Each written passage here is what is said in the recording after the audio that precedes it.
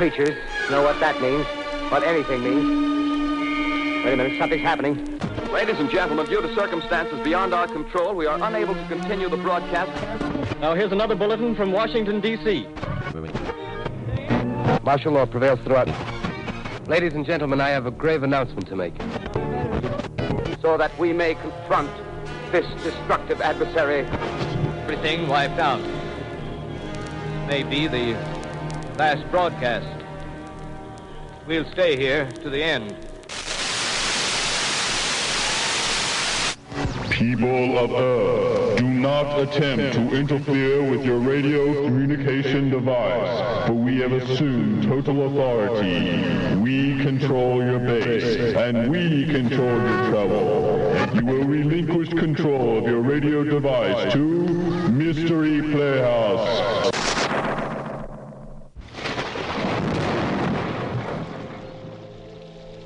Good evening. I've been waiting for you. I'm Dr. Morgan, your host, for the next hour in the Mystery Playhouse. Tonight, we'll hear a story entitled Lanigan versus the Ants. But first, a tale about big game hunting. Really big game. The type that makes a moose head look like a mouse head. It's the X-1 story, A Gun for Dinosaur.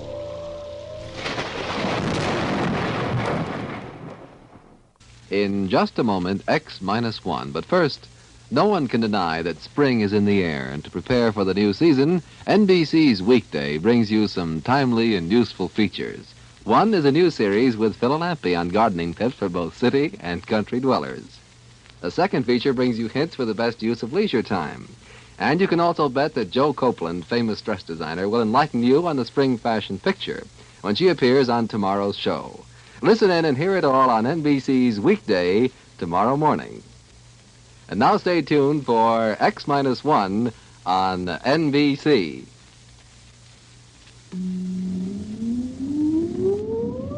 Countdown for blast off. X-5, 4, 3, 2, X-1, fire.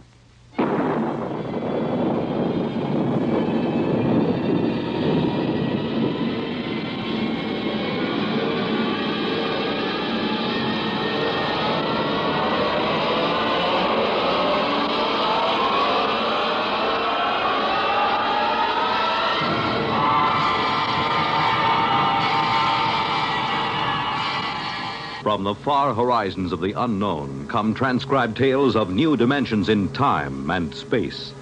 These are stories of the future, adventures in which you'll live in a million, could be years, on 1,000 maybe worlds. The National Broadcasting Company, in cooperation with Galaxy Science Fiction Magazine, presents X minus 1.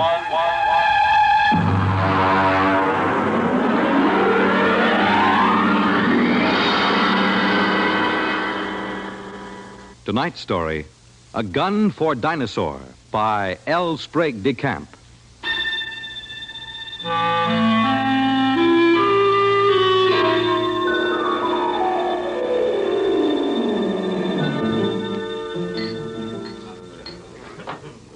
Just whiskey, please. No soda. Ice, Mr. Rivers? Good heavens, no. I have been in America for some time, but not that long. Well, to a fine dinosaur. Well, now, just a moment, Mr. Seligman.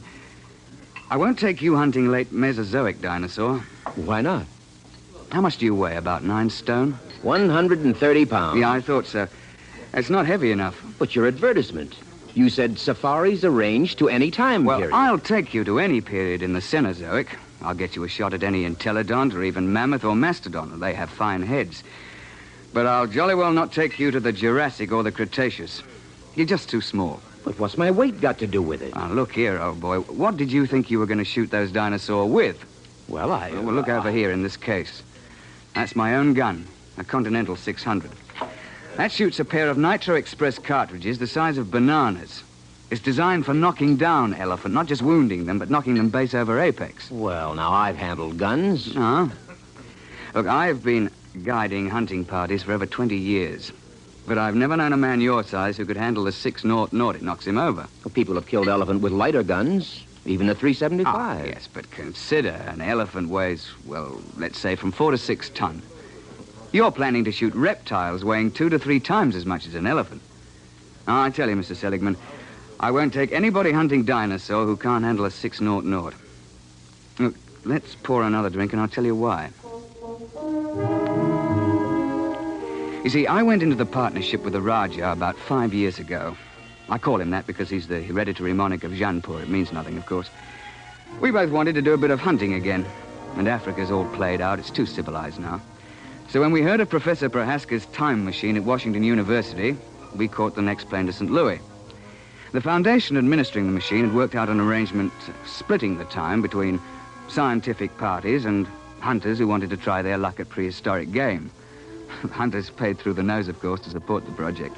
Well, it was about our 5th safari that Courtney James showed up. He's what you chaps call a playboy. He's a big bloke, handsome in a way, florid, beginning to turn to fat. He was on his 4th wife. And when he showed up at the office with a blonde, I assumed that this was the 4th Mrs. James. But he left her in the outer office and corrected my assumption. Bunny? Oh, no, she's not my wife. My wife is in Mexico, I think, getting a divorce. But Bunny here would like to go along. I'm sorry. We don't take ladies. Not to the late Mesozoic. If she wants to go, she'll go. She skis and flies my airplane, so why shouldn't she? There are enough risks at 85 million BC without adding to them. I'm sorry, but it's against the firm's policy. Now, look here. I'm paying you a lot of money. I'm entitled... You can't hire me to do anything against my best judgment. Now, if that's how you feel, get another guide. All right. But let me tell you.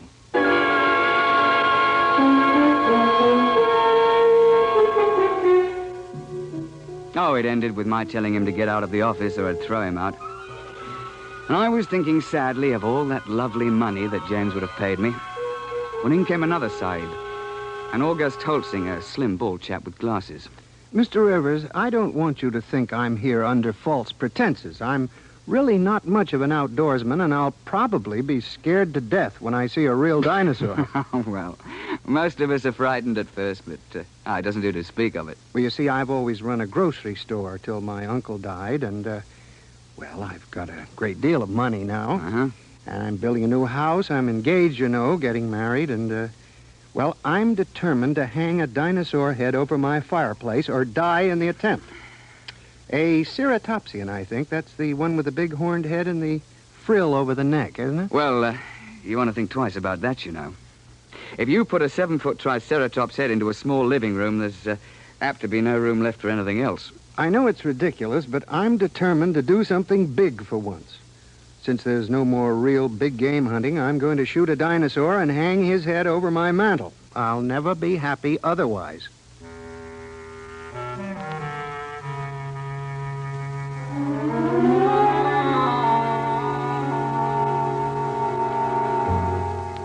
The Raja and I decided to make it to the Middle Cretaceous. That's about 85 million years ago.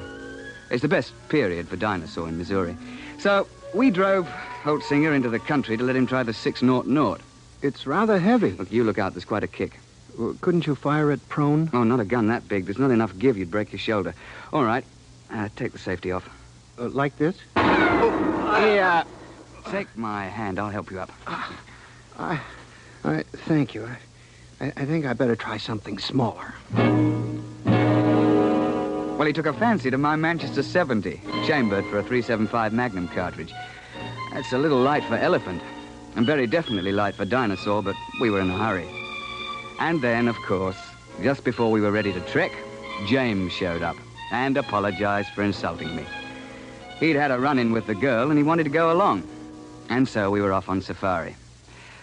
You all ready, gentlemen? Why, yes, I suppose so. Mr. Holtzinger, you've met my partner, the Raja of Jaipur. How do you do, sir? How do you do? Well, shall we get cracking? After you, Mr. Holtzinger. Mr. James. Thank you. Let's get going. All set. We'll slam the hatch and off we go. What happens? Nothing till the force field is built up. Ah, there she goes. What happened to the lights? Well, there's no current while we're in transition. I don't feel well.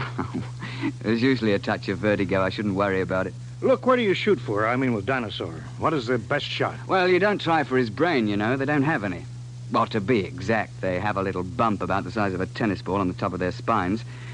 And you're not likely to hit it when it's embedded in a 6-foot skull. Try for the heart. They have big hearts, over 100 pounds.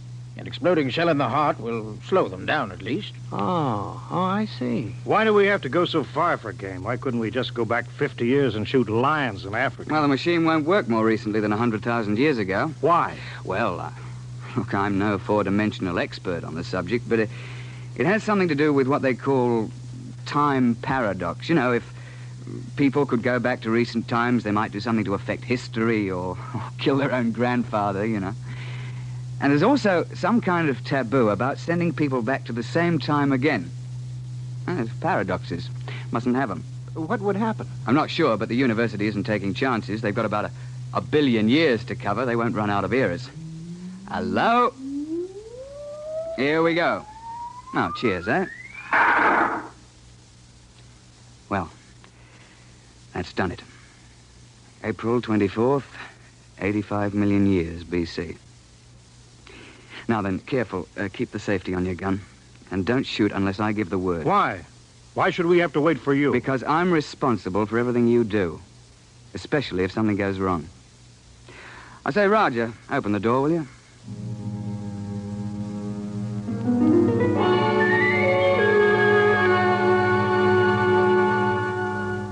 In this period, the time chamber materializes on top of a rocky rise. At the west, you see the arm of the Kansas Sea that reaches across Missouri, and the big swamp where the sauropods live. To the east, the land slopes up to a plateau. It's good for ceratopsians. But the finest thing about the Cretaceous is the climate. It's balmy like the South Sea Islands, and not so muggy as the Jurassic. Oh, we sent the time chamber back off and looked about. It was spring, with the dwarf magnolias in bloom all over. Down towards the Kansas Sea, cycads and willows grew, while the uplands were covered with screw pins and ginkgo. Yeah, well, I'm no ruddy poet, but I can appreciate a beautiful scene. Well, I was looking through the haze and sniffing the air. I got him! I got him! What the devil? You see it? There it goes! Confound it, you idiot! I told you not to shoot without word from me. And what happened? An ornithomine wandered out of the copse. Mr. James gave him both barrels. Missed. Now, look here, James. One of the biggest dangers on a safari is trigger-happy sahibs who get panicky. You're not to shoot unless you're told. You understand? Who do you think you are to tell me when to shoot my own game? Now, look here. Firstly, if you shoot off all your ammunition before the trip is over, your gun won't be available in case of a pinch. And secondly, if you empty both barrels, what would happen if a big theropod should charge before you could reload? And finally, it's not sporting to shoot everything in sight. Is that clear? All right. All right. Well, now then. First task is fresh meat.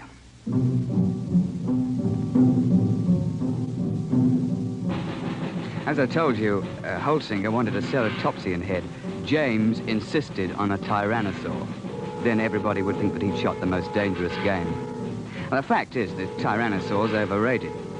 But everybody's read about the tyrant lizard, and, well, he does have the biggest head of the theropods. Oh, and he'll snap you up if he gets the chance, no fear. Oh, we started off searching for meat. The Raja and I put the sahibs in front.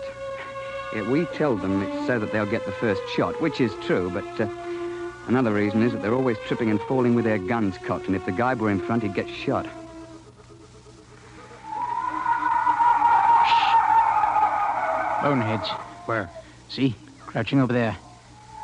Feeding on those cycads. He's about the size of a man. They look intelligent. Not likely. That bulge on the head is solid bone. Now then, hold on there, James. You've had your shot for the day. Hold your fire until Holsinger shoots. Yeah, sure. All right, go ahead, Mr. Holsinger. Doesn't matter which one? No, here. Try that one by the rock. There's a good clear shot. Well, take your safety off. Oh. Go ahead now. Well? Shh. Nuts. I've had enough of this. James, don't... I got him clean right through the heart. First shot. How's that? I thought you were going to give Holsinger the first crack. It's his turn. Well, I waited. Took so long I thought he'd gotten buck fever. Very well. But if this sort of thing happens once more, we leave you at camp the next time we go out. The next couple of days, we trekked around the neighborhood and then headed over to the sauropod swamp, over to the west. We were staked out along the edge of the lake, watching a big beggar out in the swamp waving his head about. And they're the big ones. They look something like the brontosaur. Can't we shoot him? I wouldn't. Why not? Well, there's no point to it, and it's not sporting. Like, if you kill one in the water, he sinks and can't be recovered. And if you kill one on land, well, the only trophy is that little head on the top of that long neck. You can't bring that whole beast back because he weighs 30 tons or more. That museum in New York got one. Oh, yes. Well, they sent a party of 48 to the early Cretaceous with a 50 caliber machine gun. They spent 2 solid months hacking and sawing the carcass apart and hauling it to the time machine.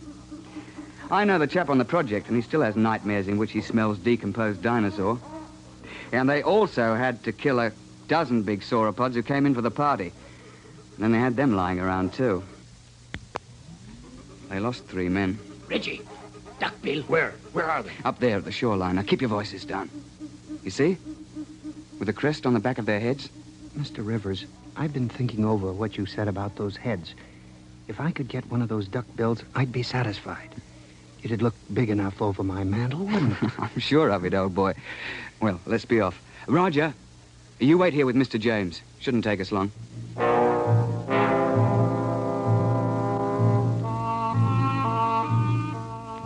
Holt and I crept along the shoreline, narrowing the range to the duckbills.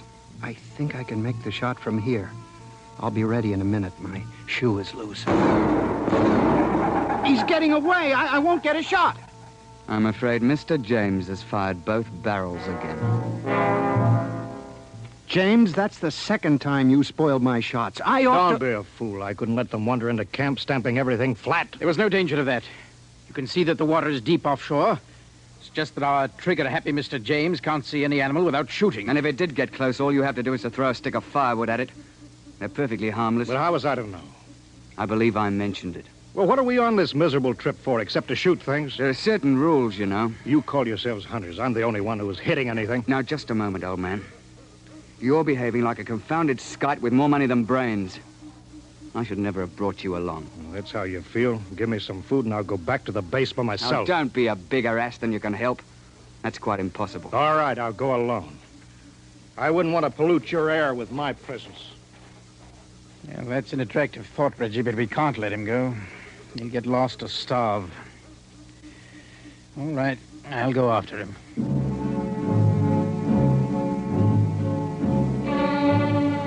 We stumbled along for several more days. James on his good behavior for a change. And on the 1st of May, we broke camp and headed north to the hills. Oh, it was hot and sticky. And we were soon panting and sweating like horses when I picked up the smell of carrion and heard the thrumming of the flies. We found a huge ceratopsian lying dead in a little hollow on the edge of the copse. He must have weighed 6 or 8 tons alive. Why couldn't I have gotten him before he died? That would have made a darn fine head. On your toes, chaps. The sauropod that's been at this carcass is probably nearby. How do you know? We see how the hide's been ripped off and the bones are scattered. Sauropods will hang around a carcass like this for weeks, gorging and then sleeping their meals off for days at a time. What do we do? Well, that's what we came after. Look, Roger, you take Mr. James through that way, and we'll parallel you 40 feet distant. Now, keep your eyes open. It'll be hard to see in these woods unless you're right on top of him.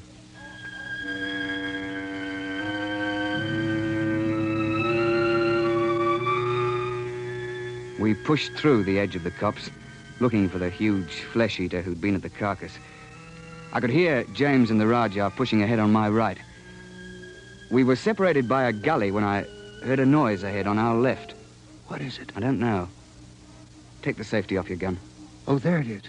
It's one of those boneheads. Oh, well, they're not dangerous at any rate. But be careful.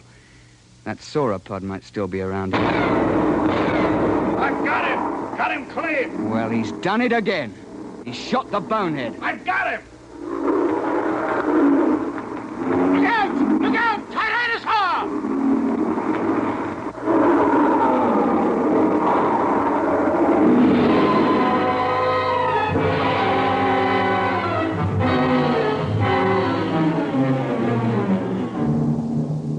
Tyrannosaur heaved its head out of the shrubbery just in front of us. Look, the scientists can insist that Rex is bigger than Trionches, but I'll swear that this Tyrannosaur was bigger than any Rex ever hatched.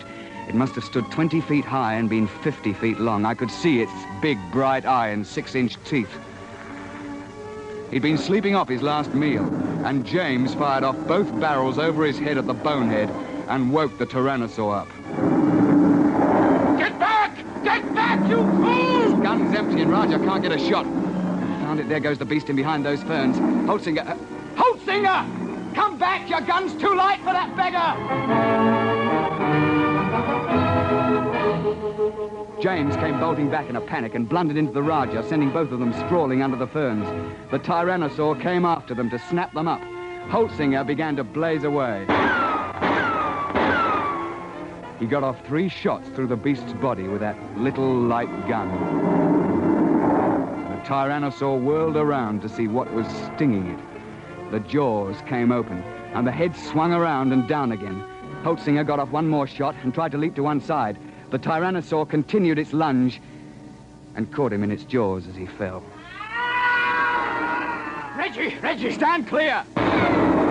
Heart's the only chance. It's no use. There he goes. Try a long shot. Ah, no, I missed him clean. Poor Holtzinger. Well, that's the end. He stopped screaming. Did you notice? Oh, yes. Well, I expect we'd best track the beast. He might be dying. We should try to recover Holtzinger's remains. Yes, there's nothing else to do. No, nothing. It's a bad show all around.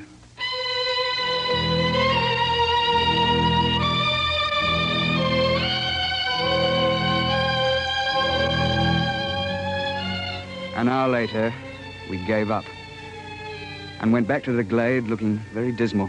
Where have you two been? We were occupied. The late Mr. Holtzinger. Remember? You shouldn't have gone off and left me. None of those things might have come along. Isn't it bad enough to lose one hunter through your stupidity? What? Sure, you put us in front of you, so if anybody gets eaten, it's one of us. That's... You stinking little swine. If you hadn't been a first-class idiot and blown those 2 barrels again, this never would have happened. Holtzinger died trying to save your worthless life. And I wish he'd failed. Well, I ought to...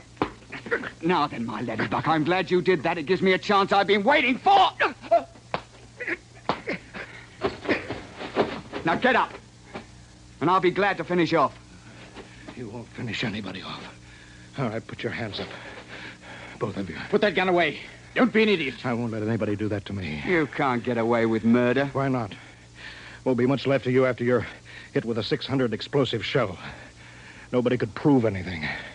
They can't hold you for a murder 85 million years old. The statute of limitations, you know. Nice work, Roger, old chap. Yes. Cretaceous rock. Doesn't quite have the balance of a cricket ball, but it's a bit harder, what? Well, suppose we tie this chap up and take him back to camp.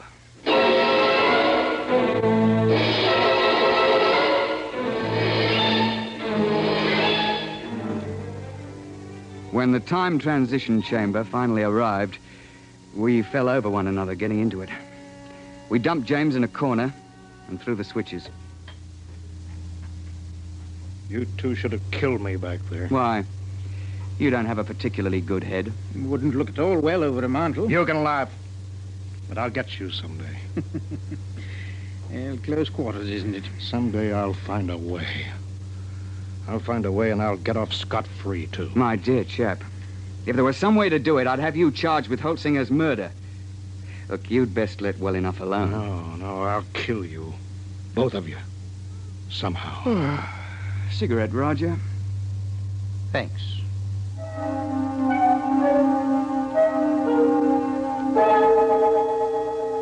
When we came out in the present, we handed him his empty gun, and off he went. We paid everybody off, found that we were broke. But quite luckily, a steel manufacturer turned up who wanted a mastodon head for his den. While we were standing in the laboratory at the university waiting for the time chamber, the technician, he's a He's a bookish chap, a theoretical temporal physicist, was watching his dials and scopes. Oh, by the way, Mr. Rivers, you just missed him. Missed who? That last client of yours, Mr. James. Well, that's good luck. What was he doing here? Oh, he told me quite a tale. Said he'd lost his wallet back there. Said it contained some very valuable papers. It must have been valuable. He paid the university fee of $5,000 for the use of the chamber. He's on his way back there now. Back where? Well, he told me to send him back a few minutes before you arrived the last time. Then he could see himself drop the wallet. He's going to stand there and watch himself come out? Yeah, but, doesn't that create what you chaps call a paradox? What happens when a man tries to occupy the same time twice? No, we don't know. It's never been tried before. Well, we tried to warn him, but he insisted. Yes, I know. He's a headstrong chap. Still, you wouldn't think he'd chance it just for the sake of a wallet. Was he armed? Yes. He had a 375 Express. 375? Well, that's odd. He knows it's too light for dinosaurs. Yes, but not too light for a man. I say, Roger, you don't think Mr. James is lurking behind a bush back there until we show up again? And planning to pot us as we step out? That's impossible. We already did step out of the chamber and nothing happened. Yeah, but that was before Mr. James was waiting with an express rifle cocked. Hey, Doctor? What, you mean he's planning to murder the two of you? Well, I wouldn't be a bit surprised. I don't suppose there's anything you could do to stop the process now. No, it's too late. The chamber's in transition now. Look, hadn't you better get out of here before he kills you? Well, there's no point in running. If Mr. James's theory is right, we've both been dead for 85 million years. We might as well wait and see what happens. Transition point coming up. Well, it's been quite a world up to this point. Hey, Roger? Yes, quite. Here it goes.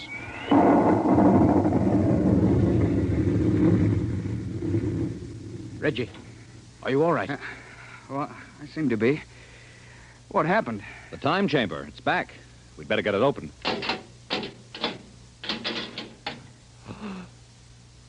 Good Lord, look at that. Ghastly, isn't it? Where did it come from? I'm not sure. But I rather think it came from the Middle Cretaceous era. It wasn't here a moment ago. Ghastly mess. Looks as if every bone was pulverized and every blood vessel burst. I dare say. But that's his gun, all right. It's James, there's no doubt of it.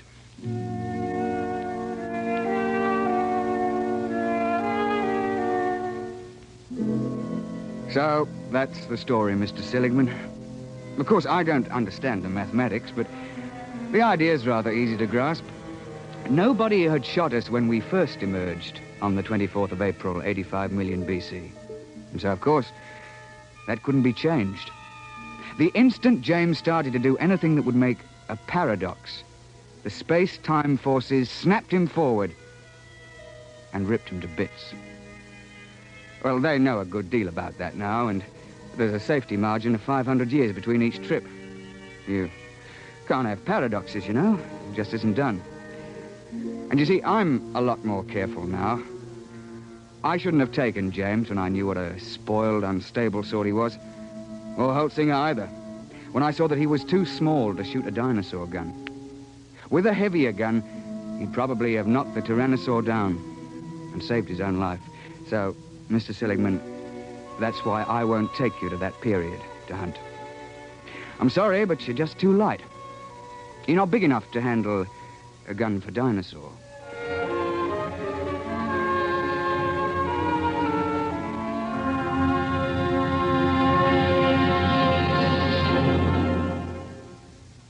You have just heard X-1, presented by the National Broadcasting Company in cooperation with Galaxy Science Fiction Magazine, which this month features the story of a man who develops a spaceship that travels so fast that its pilots vanish mysteriously into thin air. Read the Vaughn Shelton story, Point of Departure, in Galaxy Magazine, on your newsstand now. Tonight, by transcription, X-1 has brought you A Gun for Dinosaur, a story from the pages of Galaxy, written by L. Sprague de Camp, patent consultant and one of our leading authors of science fiction. It was adapted for radio by Ernest Kenoy.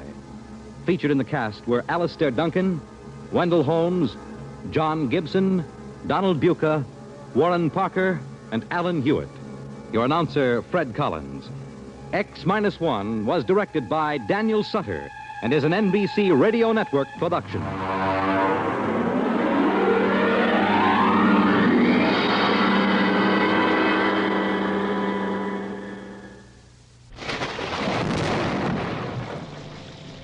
Well, now we know why all the dinosaurs are extinct, don't we?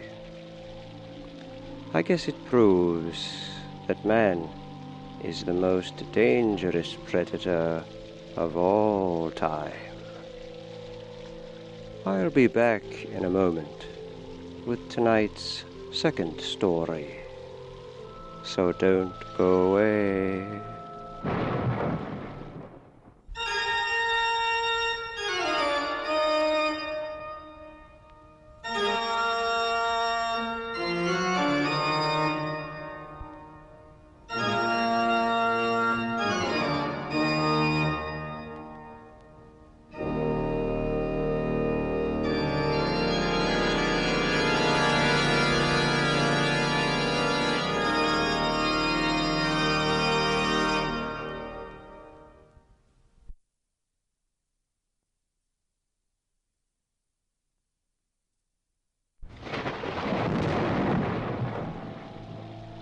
Are you still with us?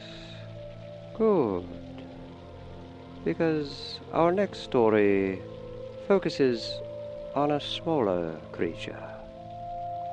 You know, even the smallest creatures can be terrorizing in larger numbers.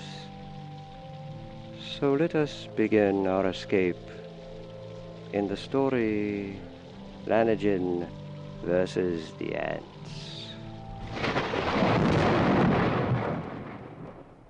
Suspense, which is usually heard at this hour on Thursday nights, is taking its customary summer holiday.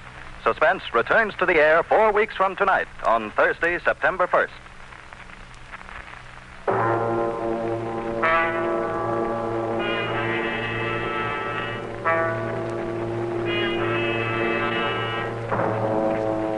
You are isolated on a remote plantation in the crawling Amazon jungle, and an immense army of ravenous ants is closing in on you, swarming in to eat you alive.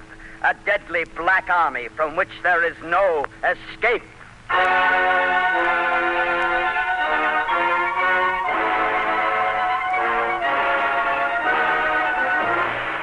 We offer you Escape, designed to free you from the four walls of today for a half hour of high adventure.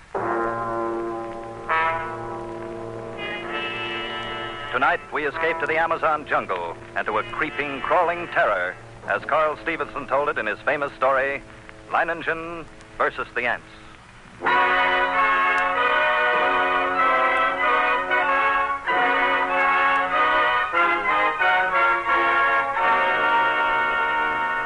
I first met Lanigan while performing my duties as district commissioner. As my boat neared his plantation landing, I saw him upon the riverbank, regarding me with mild interest. A great hulk of a man with bristling gray hair, bulky nose, and pale eyes. His entire appearance somehow suggested an aging and shabby eagle. He escorted me to the terrace and had a drink brought. I came quickly to the point of my visit and issued my warning. Lanigan puffed placidly at a huge cigar as he listened, and then said, "Exactly what are you trying to tell me?"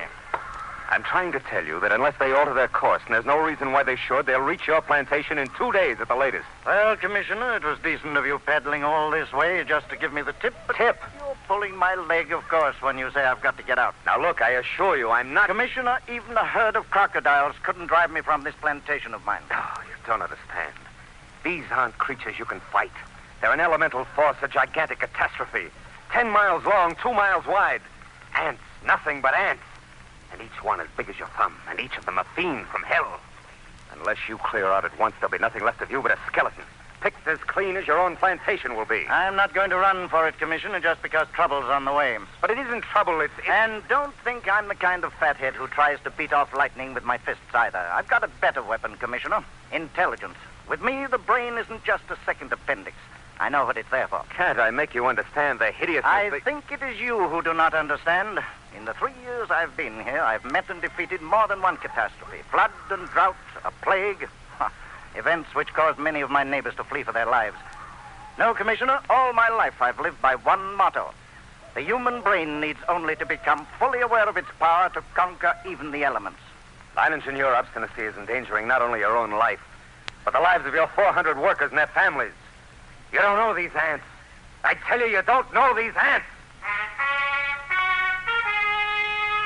But Leiningen merely sat there, puffing at his cigar and regarding me with a sardonic grin.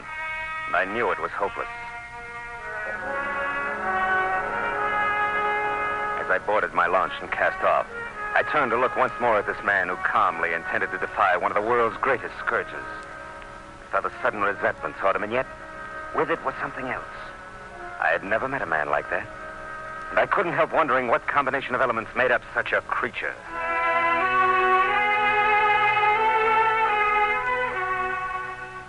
I stood on the bank of the river watching the commissioner's launch until it rounded a bend and was lost to sight. There was a strange look in the commissioner's eyes as he stood on deck staring back at me. Clearly, he thought me, at the very least, unreasonable. Well, he wouldn't have been the first to think so. But I, Leiningen, knew my own powers.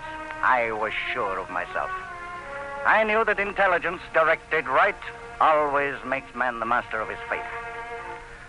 That night I called my Indian workers together in front of the plantation house. I saw their faces go ashen with terror as I told them the ants were coming. Watched them as they milled around, muttering. I said nothing more to them. Finally, one of the men stepped forward. Blas, the foreman. Patron, we have worked hard here for these 3 years, all of us. We have built the finest plantation in this district. We all share in it. It has been a home for all of us and our families. Now the ants come. So? Those ditches we dug last year, the pipe we put in the ground, that was for the ants? That was for the ants. If we moved our families across the river, the ants could not reach them. That's right. And you? The ants are mighty. We know what they can do. All of us think that you are mighty. Patron, we will stay and fight against the ants with you. I knew the men would give me that answer. I'd counted on it. Suddenly I thought of the commissioner and wondered what he'd say at such unquestioning confidence. Would he still think I was, unreasonable? All that night, I could not get Leiningen out of my mind. One man who calmly evaluated his chances against a deadly menace, coolly decided that he could win, and was willing to stake his life on it, to risk a horrible death for it. It was terrifying, and yet it was fascinating. When dawn came, I sent for my assistant. Together we went to the huge map of the district which hung from a wall of my office. The last reported position of the ants came in last night. They were, here, about 70 miles above this fork in the river. Traveling southeast? Yes, sir. Directly toward Leiningen. Toward whom, sir? Oh, that plantation at the bend in the river. Belongs to a man named Leiningen. Oh. When would you say the ants will reach there? Why, I don't know, sir. I imagine about tomorrow noon. Tomorrow noon. Still time. Still time? What do you mean, sir? Oh, nothing. Never mind.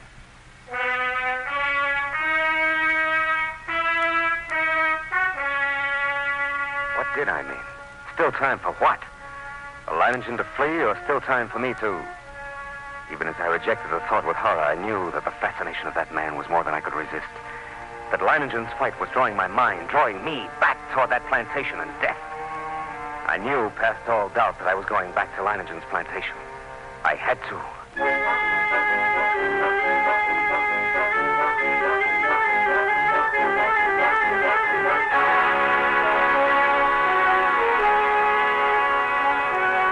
It was 10 o'clock in the morning when I rounded the bend and saw Leiningen's plantation before me. I put in at the dock and tied up the launch, and then I saw him standing on the bank above me. Arms folded, stubby cigar in his mouth, and that same sardonic grin on his face. I made my way up to him. Back for another warning, Commissioner? No. Oh, back to stay a while? Yes. Ah. You don't seem very surprised. I'm not. You expected me? I knew you'd be back. Come along, we'll get some horses. You'll want to ride around the plantation and take a look at the defenses I've rigged up. Yes. I want to see the defenses. And the ants. We'll be getting a glimpse of them before long, I should think. Yes, and the ants. Come along, then.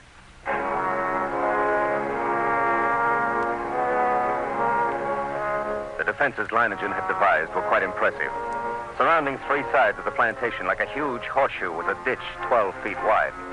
The ends of this horseshoe-shaped ditch ran into the river, which formed the fourth side of the plantation. And at the upriver entrance to the ditch, Leiningen had constructed a dam by which river water could be diverted into the ditch. A large hand wheel controlled the floodgate of the dam, and apparently Leiningen had ordered it opened immediately after my arrival. For as we now approached the ditch and rode along it, I could see that it was nearly full. Well, how do you like my first line of defense, Commissioner? Well, it's reassuring, like a moat around a castle. Unless the ants know how to build rafts, they won't reach the plantation. But this is only the outer moat. There's a better one than this. Come along. We'll go up to the high ground where the buildings are. We can get a view from there. Leiningen! Huh? I didn't see any women or children around the plantation, or any animals. That's right. Move them across the river. Oh, and you think there is danger? Oh, not because of danger, Commissioner. A matter of efficiency. Efficiency? Cuts down the efficiency of the men if they're worried about their families. Critical situations only become crises when oxen or women get excited. I might have known. Huh? Nothing. Here we are. See the ditch? It's much smaller than the other. You've noticed how all the buildings are on this piece of high ground. This inner ditch surrounds them, and it's lined with concrete. But even filled with water, this is no barrier. It's not big enough. Why, if the ants get this far, they'll get no farther. This ditch wasn't built for water, Commissioner. See the pipes leading into it? See those storage tanks on the hill? Petrol. We can throw up a wall of flame. Care to bet they won't like that? Leiningen, look! Over the edge of the jungle, all those animals. Running like the wind, everything from jaguars to monkeys. Good heavens. Remember, they don't have any ditches. And there's no escape. They'll be all right as long as they don't get caught between the river and the ants. They can outrun the crawlers. But if they get trapped, it's either the ants or the crocodiles. Look over there on the horizon. There are your ants. Look at them.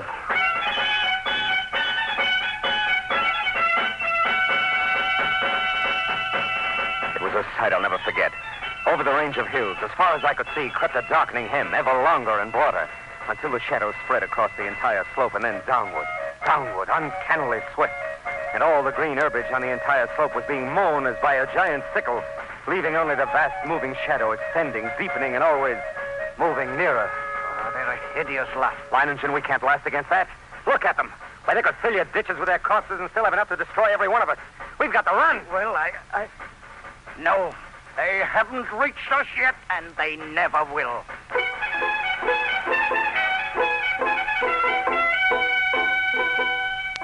The hostile army was approaching in perfect formation. No human battalions, however well drilled, could ever hope to rival the precision of that advance. Along a front that moved forward as uniformly as a straight line, the ants drew nearer and nearer to the water ditch.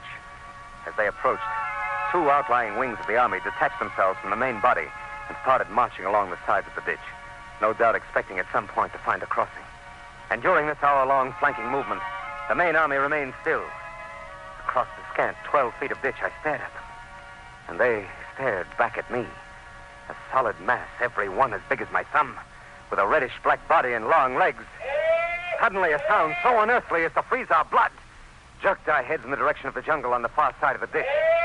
Coming toward the ditch at a stumbling gallop was a singular being, a writhing, animal-like, blackened statue with a shapeless head and 4 quivering feet. It was a stag, covered over and over with ants.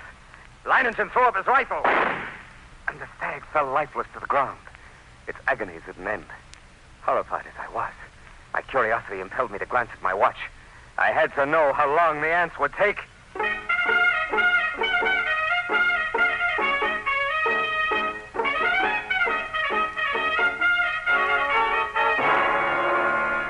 After 6 minutes, only the white, polished bones of the stag remained.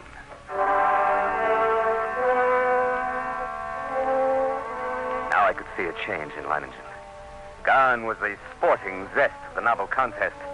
In its place was a cold, violent purpose to send these vermin back to the hell where they belonged.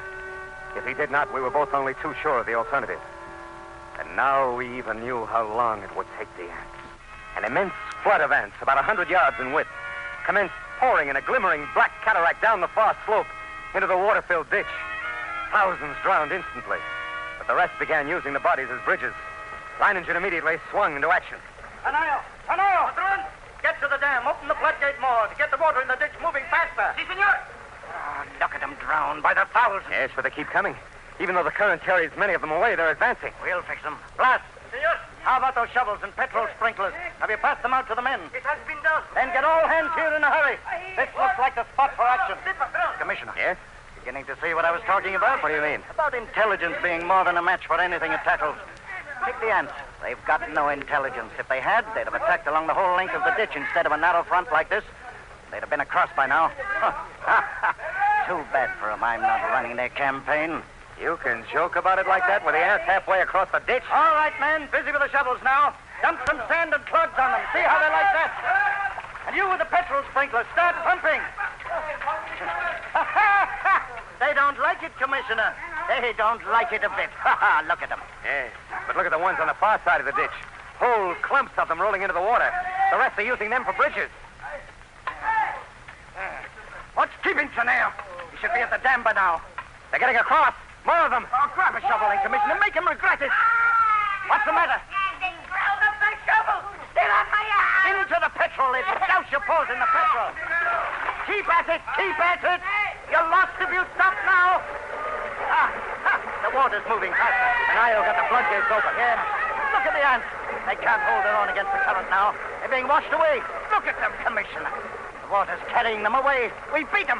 We've won out.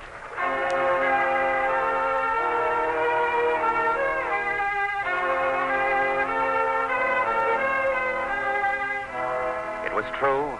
Leiningen had won. The opening round. The floodgates were left open to forestall any night crossing. When dawn came, the dark blanket was still there, motionless across the ditch. Then we noticed the feverish activity on the other side of the plantation.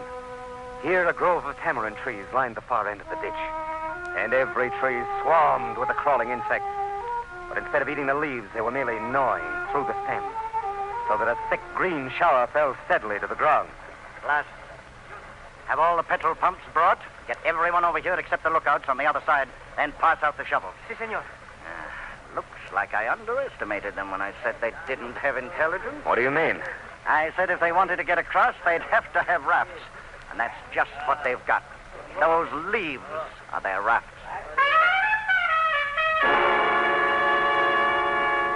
Even as he spoke, the leaves went tumbling down the far bank by the thousands. The current drew them away from the bank, and each leaf was crawling with ants. Don't worry, Commissioner. I've still got a trick up my sleeve. The water! The ditch is drying up. Of course it's drying up. That's the plan. Those are the orders I sent to the dam. Are you mad? As soon as it's empty, what's to prevent the ants from... Look, the water's way down. It's almost dry. They'll be able to come across the bottom. They'll not make it if the man at the dam carries out his orders. He should have opened the gates again by now. To flood the ants? Right. Oh, what a chance to take. If anything should happen, don't you... Here it comes. Here comes the water. Now we'll give the crawlers in the ditch a good ride out into the river. There. Look at them go.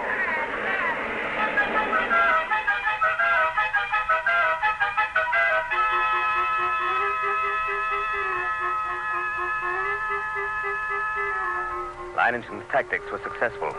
At first, the violent flow of water at the original depth raced through the ditch, overwhelming leaves and ants and sweeping them along. 3 times the ditch was emptied. 3 times the ants raced across its bottom. And 3 times the rushing water, arriving just in time, carried them away. But the 4th time, the level dropped nearly to the bottom of the ditch. We waited in vain for the rushing waters, and then... Senor, what's the matter? What's going on at the dam? The ants, senor. Just as the man at the dam lowered the water almost to the bottom, the ants attacked. Before he could open the floodgate, he was almost surrounded. He ran. The ants kept coming. They are across the ditch, senor. Leiningen stood, motionless, absorbing the news of his defeat without a word. Then, simply, he raised his pistol and fired 3 shots into the air. The prearranged signal for all men to retreat. instantly to the second line of defense. The concrete ditch is more than a mile from the point of invasion. Soon after we arrived there, the natives commenced straggling in, silently. Leiningen waited until all of them had gathered. Then he spoke to them. Well, lads, we won the first round and lost the second. But we'll smash the crawlers yet. Anyone who thinks otherwise can draw his pay and push off. There are rafts enough on the river and plenty of time still to reach them. I say, Patron. You stay then? Good. Thank you, lads. And you, Commissioner? I can't persuade you to give up the fight, huh? You cannot. Then I stay, too. Huh, I knew you would. Senor, a few of the ants have reached the ditch. Trying to get across? No. I didn't think they would. There's plenty of food over there for them. My fields, my orchards, my work of 3 years. Ha! Ought to last them until morning, anyway.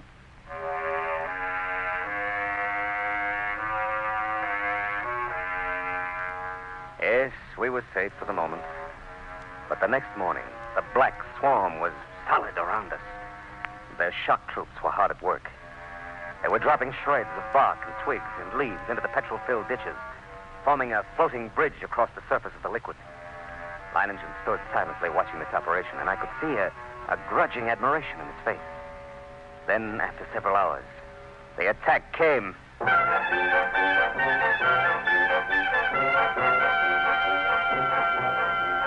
Down the ditch they poured, millions of them, and across the bridge of twigs, rapidly approached the inner side. Leiningen sat motionless, watching them. Leiningen, for the love of God, don't sit there like a statue. They'll be on us in a moment. Let them fill the ditch first. Now, all right, everyone back from the ditch. Glass, hand me the torch. Now we'll see how our friends like a little heat around them.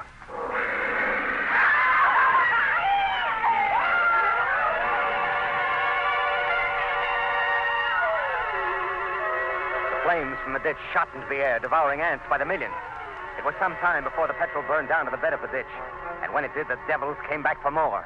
Again and again, Leiningen fired the ditch to destroy them. But as they returned to the assault time after time, a slow, sickening horror crept into my mind. I looked quickly at Leiningen and then at the petrol tanks. He read my gaze, nodded slowly. That's right, Commissioner. We could hold them off forever if our supply of petrol was unlimited, but it isn't. We've only got enough to fill the ditch once more. Leiningen, isn't there a way? Any way at all? There must be. Yes, there must be a way. Yes. Yes. What is it? We'll flood the whole plantation. Flood? But how? The river's higher than any point except this high ground we're on now. If the river was dammed all the way, it'd overflow that stone breakwater and flood the whole plantation.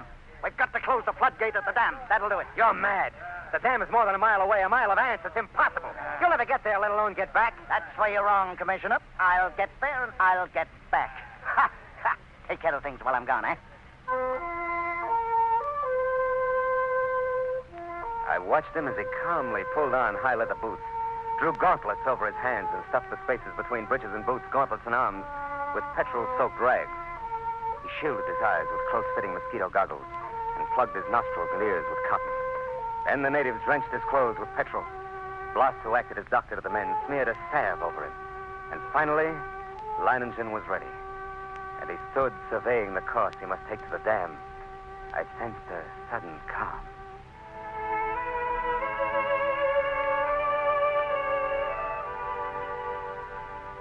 As I stood near the ditch ready for the run, I realized this was as it should be.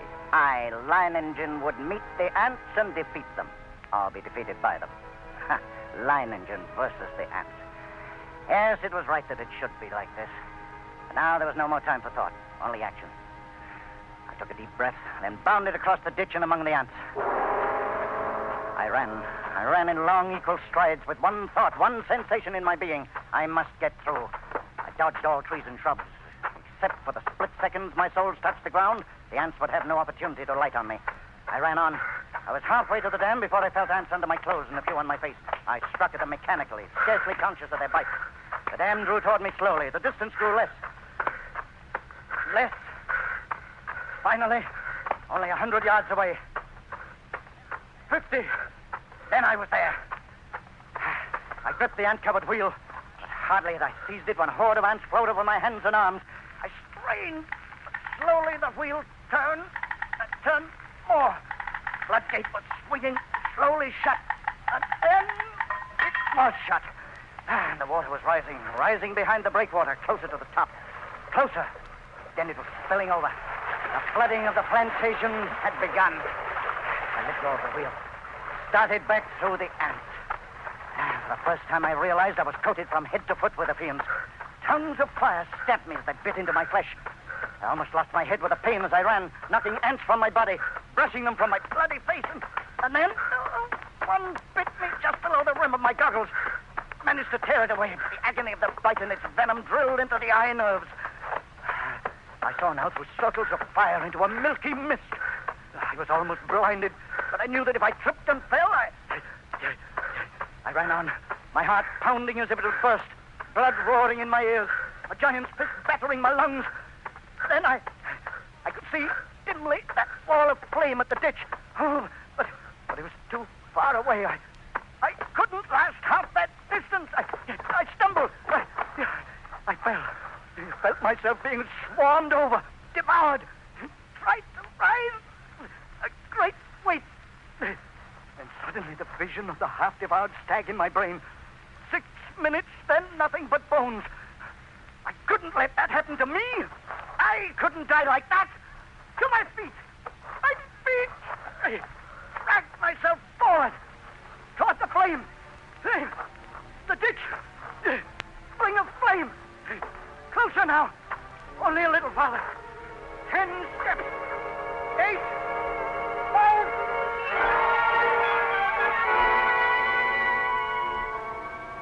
It seemed we had waited for hours.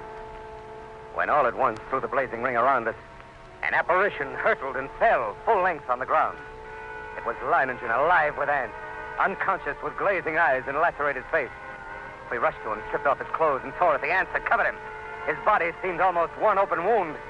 In one place, I could see a white bone.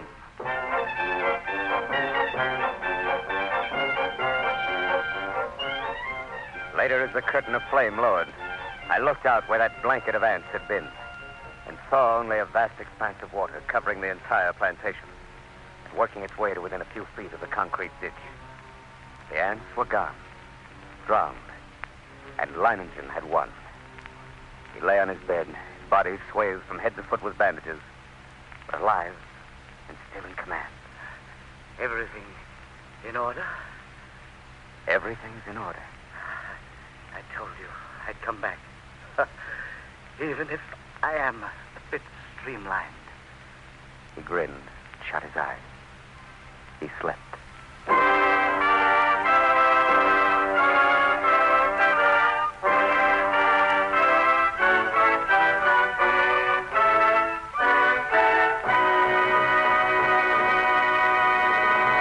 Escape was directed this week by Richard Sandville, and tonight brought you Leiningen versus the Ants by Carl Stevenson, adapted for radio by Robert Wright, with Tudor Owen as Leiningen and Gerald Moore as the Commissioner. Music conducted by Wilbur Hatch.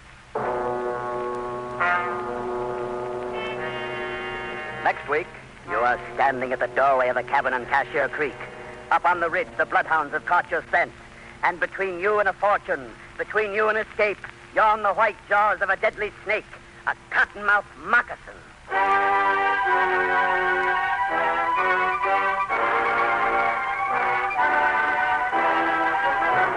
Next week, we escape with Irvin S. Cobb's ironic story, Snake Doctor. Be with us next week at this same time when once again we offer you Escape.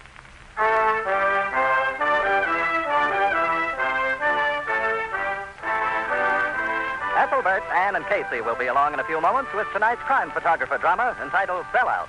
All year long, Casey, crime photographer, has been one of radio's top-rating shows. You're sure to enjoy the proceedings coming up over most of these same CBS stations. Chip Corning speaking. This is CBS, the Columbia Broadcasting System.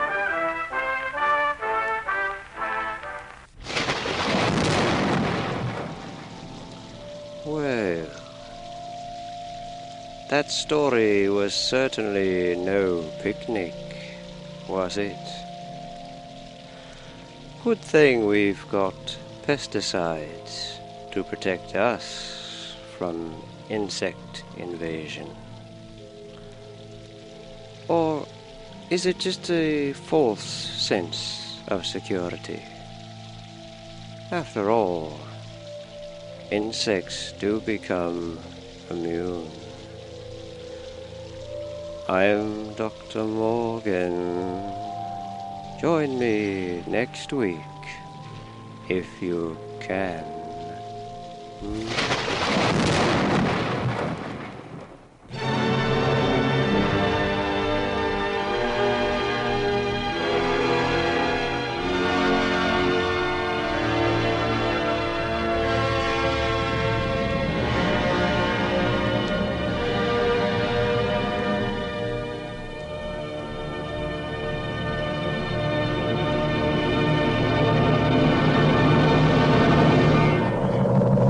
Mystery Playhouse now returns control of your radio device to you. Until next week.